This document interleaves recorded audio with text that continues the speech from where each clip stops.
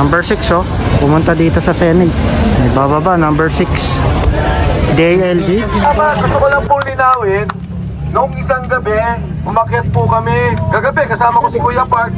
Pero nung isang gabi, umakyat po kami at nag-usap kami nila Senator Bato. Andun po si Senator Jinggoy, Senator Robin, at po si Senator Bongo.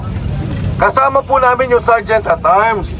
At ang paliwanag po ng Sergeant at Arms, paliwanag ni Senator Bato, yung mga kapulisan po na nandito, kasama po natin. Pinoproteksyonan ang Senado. Yung mga Marines po na pumasok, kasama rin po natin yun. Kasama ngayon na Sergeant at Arms. Alam ko na nabahala po kayo dahil nagkaputukan. Pero hindi po galing dito yun, doon po sa kabila. At dahil po yun sa proteksyon na ginagawa ng Senate Sergeant at Arms. Kasama ang mga Marines.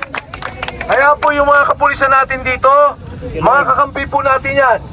Katunayan po, si Senator Bato mismo, yung kanyang opisina, tumutulong po na pakainin yung ating mga kasama.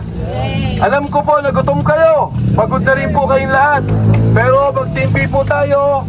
Dito po tayo magsama-sama. Patuloy po natin bigyan ng proteksyon. Dahil ang hiling po ni Senator Bato kanina nung mag-usap kami, ang mga sibilyan, kung papaligiran to, kung meron mang gustong gawin, yung mga armado na hindi natin kasama, ay may proteksyon po ang mga kasama din nating sundalo. Maiwasan na magkagulo.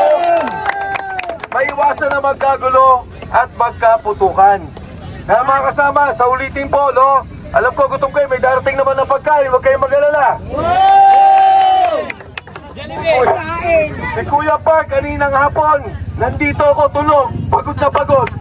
2 araw na po yan natutulog dito at yung ating mga kasama, alam ko pagod kayo lahat. Pero ang pakiusap ko po yung mga pulis, Pilipino rin po yan, alam nila nangyari at kasama po natin sila. Nagbibigay proteksyon po yan sa atin.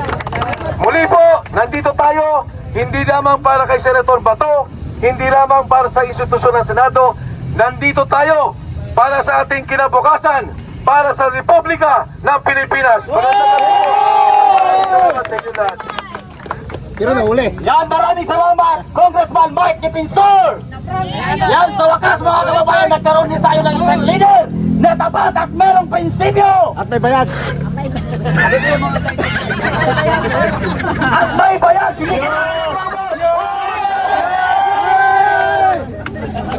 Kapag mga may nakuha kami bigla dito. Sihulin ka na daw. Bilisan nyo, inuli na po. Tumakbo ka sa ito pa. Bilisan nyo, bilisan nyo. Sabi niya, ano ba rin sa'yo? Tuloy, ayan! Si Atty. Salamat po.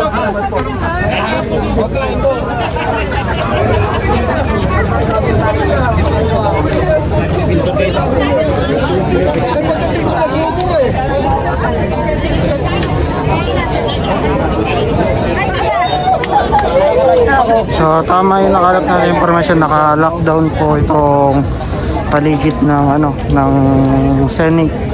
So pinoprotektahan yung si Senator Bato para hindi mahuli, no. Hindi ko alam kung saan nanggaling pa yung pumutok, hindi pa malinaw.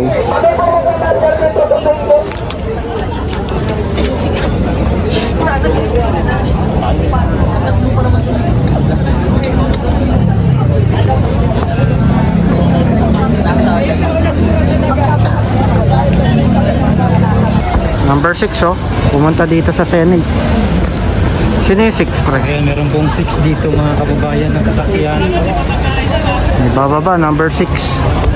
DLG? Wait, DLG 6 yung nakasulat. Senator.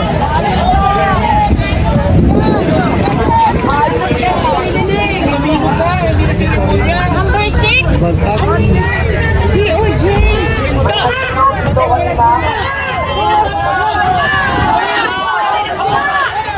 Jollibee.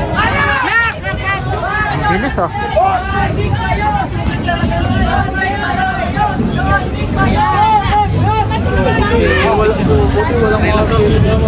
Buti hindi mo manala, nahuli na.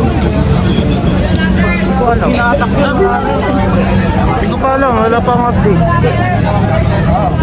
John Vic dumating.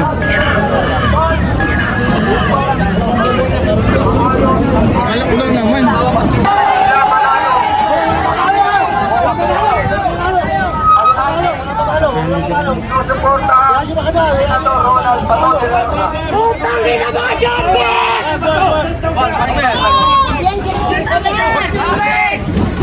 Putang ina mga Jantex! Oh! Pag sa mga tao ni mga gas, ang bilis! Huwag natin siya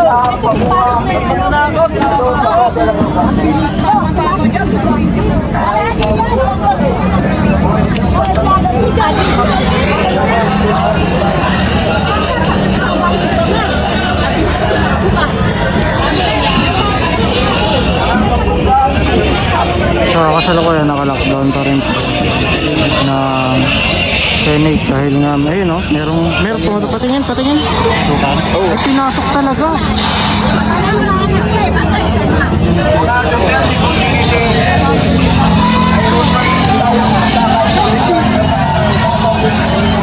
Pinasok talaga.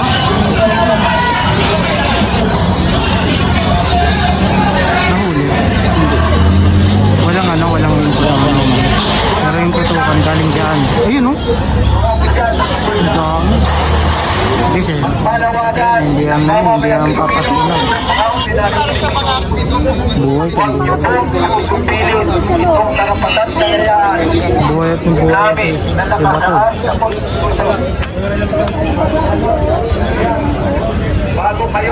Pumasok si John Vic doon sa kabila.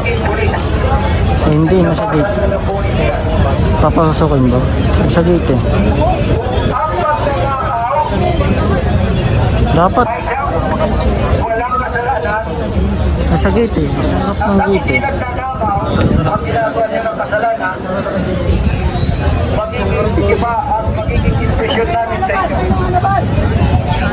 Mauulit at mauulit itong klase ng larawan. Pangulong Rodrigo John Wick yata yan. Oo, si John Vic. Oo nga eh. Ay, nakapasok siya eh. Nakapasok. unawa sa inyo para ang respeto na yan ay hindi natin ibigay sa inyo.